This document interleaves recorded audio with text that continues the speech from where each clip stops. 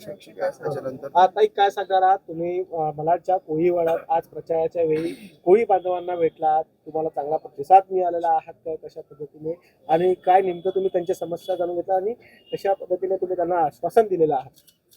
पहिले तर मी माझी ओळख करून देते. मी स्नेहिता डेल्लीकर, एक शिक्षिका आहे आणि वॉर्ड 46 म्हणून मी उमेदवार म्हणून उभी राहिलेली आहे. इकडे मी सगळीकडे समस्या बघितल्या आहेत. त्याच्याप्रमाणे मला असं वाटतं की इथे पाणी हे आपलं जीवन आहे आणि ते जीवनच आपलं जीव घेतं असं मला वाटतंय. कारण पाण्याची समस्या एवढी गंभीर आहे इकडे, तर कोणाला पाणी मिळत नाही, येत नाही, कमी पाणी येतं, नसतंच, पाणीच नसतं. त्याच्यामुळे मला वाटतं पाणी ही फार मोठी समस्या असणार आहे. गटारं बघते, गटारं स्वच्छ नाही. गटारं कशासाठी असतात? त्यातलं पाणी वाहून जाण्यासाठी असतं.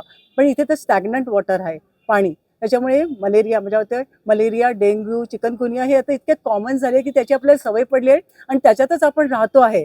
आपल्या शरीराला पण इम्युनिटीला आपली सवय झालेली आहे मलेरियाची आता, असं मला वाटतं.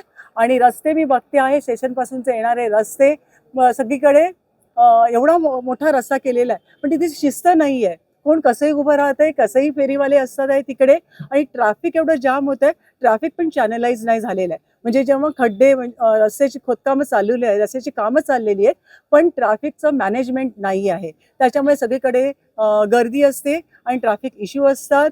आज कोळी समाजात मी आलेली आहे, त्यांचे प्रॉब्लेम तर मी मच्छी मार्केटमध्ये जाते, ते नेहमी वेळोवेळी बघते की तिथे लाईट संध्याकाळी ते लाईटच नसते, ते अंधारात आपले कामं करत असतात. आणि मला वाटतं तिथे पण पाण्याचा प्रॉब्लेम वगैरे हा असणारच आहे.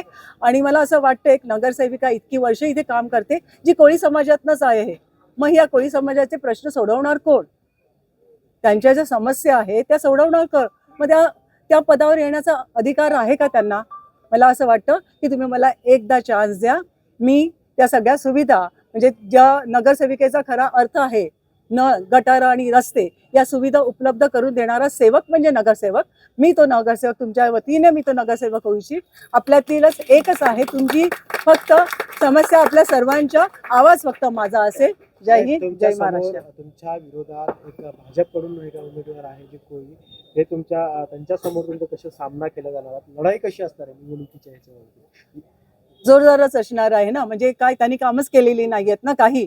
मग मला काय मला माहिती आहे, यांचा विश्वास मला मिळणारच आहे. त्याची ती लढाई आम्ही सगळेजण मिळून लढणार आहोत त्याच्याविषयी, त्यांच्या अगेन्स्ट. मला तुम्हाला एका कॉर्पोरेटरची शक्ती काय असते मला तुम्हाला सांगायचं आहे. एक कॉर्पोरेटर म्हणजे समाज साफ करण्याची जबाबदारी एका कॉर्पोरेटरकडे असते.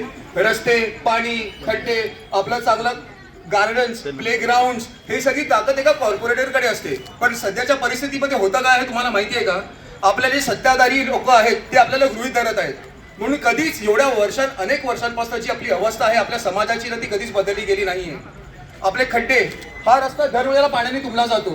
पुढे ट्रॅफिकचा एवढाच इश्यू असतो. आपला बॉम्बे टॉकीज तुम्हाला माहितीये का? हो, आपल्या देशातला पहिला स्टुडिओ आहे. ती हेरिटेज प्रॉपर्टी डिक्लेअर केली पाहिजे. बाहेरनं लोक येऊन आपलं बॉम्बे टॉकीज पाहिलं पाहिजे. पण आज त्या बॉम्बे टॉकीजची अवस्था बघा काय. आपल्या इकडे मच्छी मार्केट, स्टेशनचं मच्छी मार्केट, तुम्ही पाहिली त्याची अवस्था? दरवेळेला शेण नाही. तिकडे आपल्या ज्या मच्छी महिला बसतात ना, त्यांना एक प्रॉब्लेम आहे. एकदा जेव्हा मी त्यांना भेटायला गेलेलो, ते बोलले इकडे परप्रांतीय कोण येऊन बाहेरचे धंदे करतात आम्हाला माहिती नाही, रात्रभर उभे असतात. आम्ही महिला असून आम्हाला घाबरायला होतं. इकडे कोणी कॅमेरा नाही लावलाय. तर हे सगळं जे आपण करत आहोत, कोणासाठी करत आहोत? जर आपण आपला समाज नाही सुधारू शकत, मग त्या खुर्चीवरती बसून अर्थ काय? आमची पिढी सगळी परदेशात चालली आहे. हो, का परदेशात चालली आहे? Better standard of living.